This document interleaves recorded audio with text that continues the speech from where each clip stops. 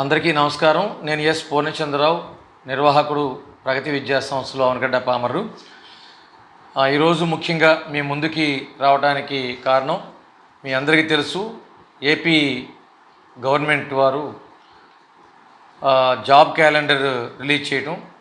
దీంట్లో భాగంగా ఎంతో కాలంగా మనం ఎదురు చూస్తున్నటువంటి అనేక రకాల పోటీ పరీక్షలు అనౌన్స్ చేయడం జరిగింది. వాటికి కావాల్సినటువంటి సబ్జెక్టులన్నింటినీ కలుపుకుంటూ ఆల్ కాంపిటేటివ్ అనే పేరుతో కోచింగ్ బ్యాచ్ రేపు 3వ తారీఖు అంటే ఏప్రిల్ 3వ తారీఖు సాయంత్రం 4 గంటలకి పామర్ క్యాంపస్లో లేడీస్ కోసం స్టార్ట్ చేస్తున్నాం.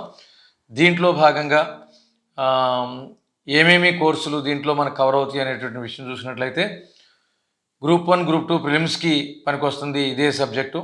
అట్లాగే ఎస్ఐ కానిస్టేబుల్కి, కోర్టులో పడినటువంటి పోస్టులకి, తర్వాత హాస్టల్ వార్డెన్ పోస్టులకు కానివ్వండి, ఇదే సబ్జెక్టులో ఎస్ఎస్సి, రైల్వే, బ్యాంకింగ్ వాళ్ళకి కానివ్వండి, అన్ని రకాలుగాను పనికొచ్చేటటువంటి సబ్జెక్ట్స్, ముఖ్యంగా మెయిన్గా అర్థమెటిక్, రీజనింగు, అట్లాగే GK, current affairs, English grammar and vocabulary, science and technology ఒక సబ్జెక్టు, అట్లాగే జాగ్రఫీ, హిస్టరీ, ఎకానమీ, పాలిటీ, ఇంకా ఏమన్నా చిన్న చిన్న సబ్జెక్టులు ఏవైతే ఆయా కోర్సులకు సంబంధించిన అవసరాలు వస్తాయో అవన్నీ కూడా ప్రిలిమ్స్ బేస్గా ప్రస్తుతానికి వీటన్నిటిని నడపడం జరుగుతుంది. కొన్ని ప్రిలిమ్స్ వేరు, మెయిన్స్ వేరు సబ్జెక్టులు ఉన్నాయి. కొన్ని అయితే ప్రిలిమ్స్కి, మెయిన్స్కి ఒకటే సబ్జెక్టు, డెప్త్లో కొంచెం డిఫరెన్సు. ఏదైనా ముందు ఆ ప్రిలిమ్స్ పాస్ అవ్వాలి కాబట్టి దీన్ని బేసిక్గా తీసుకొని మనం ఈ కోర్సుని ప్రారంభిస్తున్నాం. ఇది ఎంతో గొప్ప అవకాశంగా భావించి, అంటే గొప్పగా లక్షల పోస్టులు వేసి ఉండకపోవచ్చు, వాళ్ళకు ఉన్నటువంటి అవకాశాన్ని బట్టి, ప్రస్తుత అవసరాన్ని బట్టి, వాళ్ళకు ఉన్నటువంటి అభిప్రాయాన్ని బట్టి వేయటం జరిగింది. ఎన్ని వేశారు అనే కంటే ఆ వేసిన పోస్టులో ఒక పోస్టు నాది అనుకునే ఒక ధైర్యంతో ముందుకెళ్ళాలి. అంతేగాని ఎక్కువ పోస్టులు పెడితే రాద్దాం, తక్కువ పోస్టులు పెడితే రాయలేదు అని చెప్పి అనుకుంటే ఎప్పటికీ మనం సక్సెస్ కాలేం. మీరు ఎప్పుడైనా ఒక సామెత వినుంటారు, అడవిలో ఉన్నటువంటి సింహం అడవి మొత్తానికి రాజు, కానీ తను కూడా కథలో చెప్పినట్టు చెట్టు కింద కూర్చుంటే అన్ని జంతువులు వరుసలో క్యూలో తినమని వచ్చేసి నుంచో. సింహం కూడా పరుగులు పెట్టి వేటాడి జింకను పట్టుకోవాల్సిందే. అట్లాగే ప్రభుత్వ ఉద్యోగం కావాలి అనుకునే వాళ్ళు వేటాడి ఉద్యోగం సంపాదించుకోవాల్సిందే. అది ఎంత పెద్దది అంటే 7 తరాల వరకు సంతోషంగా బతికేలాంటి ఒక అవకాశం, ఒక గవర్నమెంట్ జాబ్ ఒకసారి సంపాదిస్తే దానికి ఎంత ఖర్చు పట్టినా, ఎంత రిస్క్ పడినా తక్కువే.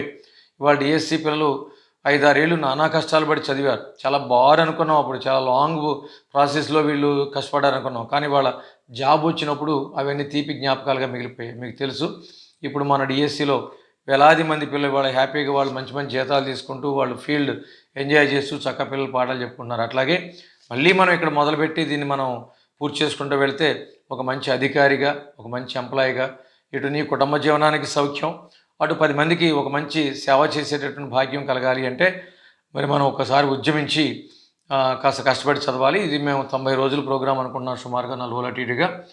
ఇందాక చెప్పినటువంటి సబ్జెక్టులన్నీ చక్కటి డెప్త్కి, ఫండమెంటల్ బేసిక్స్ కవర్ చేస్తూ, జీరో లెవెల్ సబ్జెక్ట్తో స్టార్ట్ చేస్తూ ఆయా పోటీ పరీక్షలకు కావాల్సినటువంటి డెప్త్ని అందించడానికి, సమగ్రంగా అందించడానికి, సంపూర్ణంగా అందించడానికి మంచి ఫ్యాకల్టీ టీంతో ఏర్పాట్లన్నీ రెడీ అవుతున్నాయి.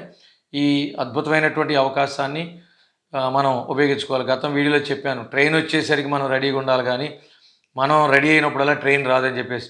ఇప్పుడు చాలా నెలల తరబడి ఇప్పుడు చెప్పినటువంటి లిస్ట్ ఆఫ్ కోచింగ్స్ అన్నీ అడుగుతున్నారు, కానీ ఒకళ్ళిద్దరిని కూర్చోబెట్టి ఎక్కడ చెప్పగలం? ఇప్పుడు ఇన్ని రకాలు పడినాయి కాబట్టి ఒకేసారి కొంత టీం తయారైతే ఆ టీంకి మనం కోచింగ్ ఇవ్వగలుగుతాం. ఇదే సందర్భంలో అందరూ ఉపయోగించుకోవాలి. ఉదాహరణకి ఇప్పుడు బ్యాంక్ అని కూడా అన్నాను నేను. బ్యాంకులోకి వెళ్తే కూడా మళ్ళీ ఇవే సబ్జెక్ట్స్ చదవాలి, కాకపోతే అక్కడ కొంచెం క్యాడరు, కొంచెం మోడు, కొంచెం కోణం మారుతుంది అంతే. కానీ అసలు ముందు ఒక వర్క్ చేయాలి. అంటే ఫస్ట్ బిల్డింగ్ బ్రిక్ వర్క్ చేసి పునాదులు వేసుకోవాలి, బ్రిక్ వర్క్ చేసుకోవాలి, ప్లాస్టరింగ్ చేసుకోవాలి, పెయింటింగ్ చేసుకోవాలి, మరి ఇంట్లో కావాల్సిన టాయిలెట్స్, లేకపోతే ఇంకా రకరకాల డోర్సు, విండోసు, అన్ని పరికరాలు బిగించాలి. అట్లాగే ముందు ఒక కన్స్ట్రక్షన్ పూర్తి చేసుకుంటే దానికి కావాల్సిన మోడిఫికేషన్లు చేసుకోవచ్చు. కాబట్టి మేము చెప్పించేటటువంటి ఈ సబ్జెక్టులు అన్నీ కూడా ఇప్పుడు చెప్పినటువంటి పోటీ పరీక్షలు అన్నిటికీ బ్రహ్మాండమైనటువంటి నాలెడ్జ్ అవుతుంది. మేము ఇక్కడ తీసుకునేటప్పుడు ఏం చేస్తామంటే అన్నిటికీ పనికి వచ్చేలాగా హెవీ డెప్త్కి వెళ్ళడానికి ప్రయత్నం చేస్తాం అనమాట. అప్పుడు మనం సక్సెస్ కావడానికి ఎక్కువ శాతం మనం ముందుకి పోవడానికి అవకాశం ఉంటుందన్నమాట. దీనికి ఒక 12,000 రూపాయల ఫీజుగా నిర్ధారించడం జరిగింది. ఇందులో ఏ పోటీ పరీక్ష అయినా నువ్వు ఉపయోగించుకోవచ్చు, అన్నిటికి కలిపి ఉపయోగించుకోవచ్చు. ఇది ఈ 3 months మీద కలిపి మెటీరియల్ ఇస్తాం ప్రతి సబ్జెక్ట్కి. అలాగే డైలీ టెస్ట్ ఉంటుంది, వీక్లీ గ్రాండ్ టెస్ట్ ఉంటుంది. ఎగ్జామ్ డేట్ వరకు మళ్ళీ ఇది అయిపోయిన తర్వాత రివిజన్ టెస్టులు కంటిన్యూ చేస్తూ ఉంటాం. వీటన్నిటి మీద కలిపి టోటల్గా 12,000 రూపాయల ఫీజు నిర్ధారించడం జరిగింది. హాస్టల్కి వచ్చేసరికి ఇక్కడ మన ఓన్ క్యాంపస్లో ఆడపిల్లలందరికీ ఒక వనరు ఏర్పాటు చేసుకున్నాం కాబట్టి ఇదే హాస్టల్లో ఉంటూ 5,800 రూపాయలు నెలకు. అంటే ఇందాక ఫీజు కానీ ఇది కానీ నేను జిఎస్టీతో కలిపి చెప్పినటువంటి విషయాలు. మన పెద్ద ఆర్గనైజేషన్ కాబట్టి జిఎస్టీ కూడా మనకి వర్తించదు కాబట్టి దాంతో కలిపే చెప్పాను, వేరే కట్టాల్సిన అవసరం లేకుండా. ఈ 5,800లో మార్నింగ్ టిఫిను, మధ్యాహ్నం భోజనం, రాత్రి భోజనం అన్ని సకల వనరులతో చక్కటి ఆరోగ్యవంతమైనటువంటి చక్కటి శక్తిని ఇచ్చేటటువంటి ఆహారం మేము ఇప్పుడు పెట్టడానికి సిద్ధంగానే ఉంటాం. సో ఈ హాస్టల్ 5,800, కోచింగ్ ఫీజు వచ్చేసరికి 12,000లో 12,000 ముందు కట్టి జాయిన్ అవ్వాలి. హాస్టల్ ఫీజు మాత్రం ఎవ్రీ మంత్ ముందు కట్టుకుంటూ ఉండాలి.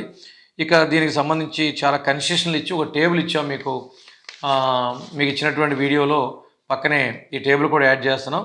దీంట్లో ఇంటరు మార్కుల ఆధారంగాను, 10th మార్కుల ఆధారంగాను, టెట్ 1 టెట్ 2 మార్కుల ఆధారంగాను, గతంలో ఎస్ఐ కానిస్టేబుల్ ఎవరైనా ప్రిలిమ్స్ పాస్ అయి ఉంటే దాని ఆధారంగాను, డైట్ సెట్టు, ఎడ్ సెట్టు ఇలాంటివన్నీ కలుపుకుంటూ ఇచ్చాం. ఇంకేదైనా ఒకటారో ఏదైనా పొరపాటున మిస్ అయి ఉంటే కూడా అది మేము తర్వాత వచ్చిన తర్వాత మీరు ఏదైనా అడిగితే కనుక ఉండుంటే కనుక నేను దానికి తగినటువంటి ఏర్పాటు చేస్తాను. చాలా ఎక్కువ కన్సెషన్లు ఇచ్చాం రకరకాల విధానాల్లో. ఎందుకంటే మొన్నదాకా ఈ డిఎస్సి కానీ వీటికి మీరు ఖర్చు పెట్టుకున్నారు కాబట్టి మేము ఆల్మోస్ట్ మీ అందరికీ తెలుసు, రేపు సెక్షన్ చూస్తే అర్థమవుతుంది, ఒక 15-16 మంది ఫ్యాకల్టీ నడిపించాలి, 3 నెలల పాటు టెస్టులు పెట్టాలి, మెటీరియల్ ఇవ్వాలి. ఇందులో ఒక 12,000 రూపాయలు డబ్బులు మిగిల్చుకునే కోర్సు స్కీము కాదు ఇది, ఎవరిని అడిగినా సరే. అయినప్పటికీ మీకున్నటువంటి పేదరికానికి అందుబాటులోకి మేము రావాలని, అట్లా మేము కూడా శాంతం ఉట్టిగా నిర్వహించలేం కాబట్టి కొంత దీన్ని సర్దుబాటు చేసుకుంటూ వెళ్ళాలని చెప్పేసి కోరుకుంటున్నాం. కాబట్టి ఎంత వెనకబాటు ఆర్థిక స్థాయి ఉన్న వాళ్ళు కూడా దీంతో అడ్జస్ట్ అయ్యి ముందుకు రావడానికి అవకాశం ఉందని చెప్పేసి నేను అనుకుంటున్నాను.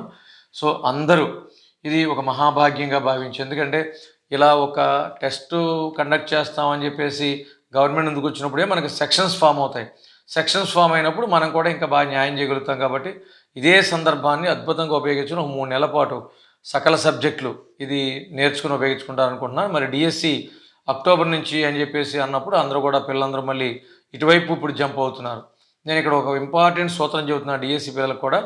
డిఎస్సిలో ముఖ్యంగా ఎస్జిటిలో మీరు ఏదైతే నేర్చుకున్నారో అదే సబ్జెక్టు ఇప్పుడు చెప్పిన పోటీ పరీక్షలన్నిటికీ కూడాను కొద్దిగా మోడ్ యాంగిల్ మారుతుంది. అదేమో ఓన్లీ డిఎస్సి అంతా టెక్స్ట్ బుక్ బేస్డ్, ఇది టెక్స్ట్ బుక్ బేస్డ్తో పాటుగా కరెంట్ అఫైర్స్ లింక్ చేసుకుంటూ చేసేది విస్తృతమైనటువంటి సబ్జెక్ట్ చదవాలి. కాబట్టి ఇక్కడ 2 లాభాలు మీకు. డిఎస్సి తీసుకుని ఉండటం మూలంగా, సబ్జెక్ట్ టచ్లో ఉండటం మూలంగా ఇది చాలా వేగంగా నేర్చుకోగలుగుతారు, చాలా తేలిగ్గా విజయం సాధించగలుగుతారు.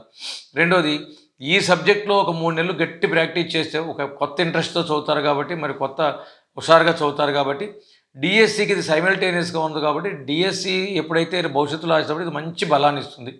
గతంలో బ్యాచ్లో చాలామంది మనకి ఇంటెన్సివ్ బ్యాచ్లని, ఆల్ కాంపిటేటివ్ బ్యాచ్లని చాలా పెట్టాం లాస్ట్ డిఎస్సి ముందు కూడా. అలా ఎవరైతే అన్నింటిని ఉపయోగించున్నారో వాళ్ళు తేలిగ్గా సక్సెస్ కాగలిగారు అనమాట.